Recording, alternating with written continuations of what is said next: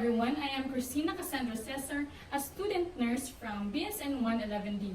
And today I am going to perform and demonstrate the proper hand washing technique.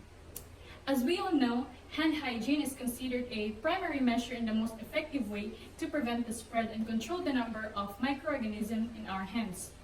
So in preparation for the conduct of the procedure, we need to ensure that the equipments to be used are all complete, so that you will not go back and forth because you missed some equipment. So this equipment includes the easy-to-reach sink, liquid antimicrobial soap, paper towels, lotion, and a trash can. But the lotion is just optional. So before proceeding to the actual procedure, inspect first if your nails are short. Having short nails are less likely to harbor microbes and scratch a client. Next is to remove accessories from your hands, such as wristwatches and rings. These accessories may also have microbes which are not visible to our naked eye. Also, check your hands if you have open wounds, cuts, or breaks in the skin, because open wounds can harbor high concentrations of microbes. So, in doing the actual procedure, first is to stand in front of the sink. So remember that the sink is a contaminated area, so we must avoid touching it and keep our uniforms away from it. And now, I am going to turn on the water and adjust the pressure. So avoid splashing the water into your uniforms since microbes can travel faster into moist areas.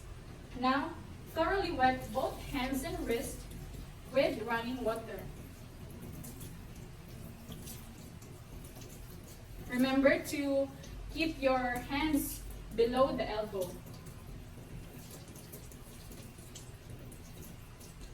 This makes the water flows from the least to the most contaminated area, where the wrist is considered cleaner than the hands, which are more contaminated. And now, I am going to apply a small amount of antimicrobial soap and rub it palm to palm in a circular motion. So, soap cleanses by emulsifying fats and oils and loosens surface tension. So now I am going to perform the friction motions. First is to rub the back of each hand with fingers interlaced. And do it also on the other hand.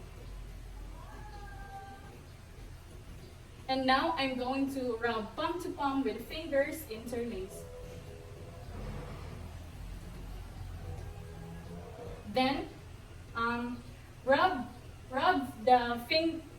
the back of the fingers of each hands with fingers interlocked.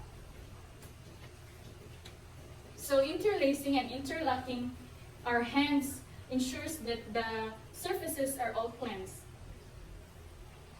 Then I am going to rub my fingers rotationally for about 30 seconds. So rubbing and friction mechanically loosens dirt and microbes, and the length of hand washing is determined by the degree of contamination. And now, I am going to clasp my fingers and rub it on the palm of the opposite hand.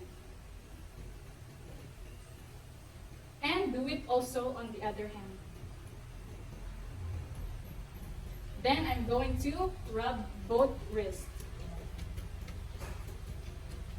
So clasping and rubbing your fingers into the palm of the opposite hand will completely remove the dirt, since we cannot remove the dirt on it by just simply rubbing it on a circular motion.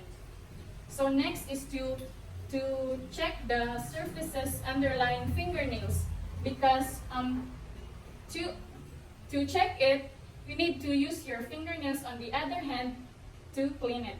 And then the area under the fingernails are highly contaminated, so consider cleaning it. And then, so now that we're done, I'm going to rinse off my hands. So again, remember to keep your hands below the elbow. So rinsing our hands mechanically loosens the dirt and washes away the dirt into the sink.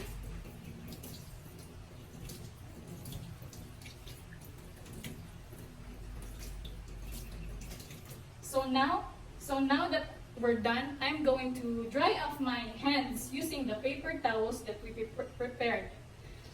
Then, so I'm going to get a paper towel and then wipe it on the on my left hand in a rotational manner. So in wiping your hands, you need to start from the fingers up to the wrist. And then discard this paper towel. And now I'm going to get another one and do the same thing on my right hand.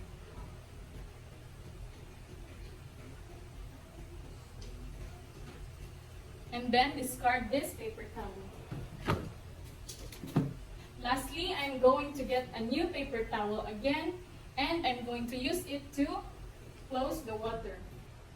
So this is done too, and then don't forget to throw it in the trash can. So this is done to avoid touching the faucet directly using our hands, because faucet is a very contaminated area. And if we do touch that, then we're going to do the same process again from the start. So if available, you can put a small amount of lotion into your hands to moisturize it.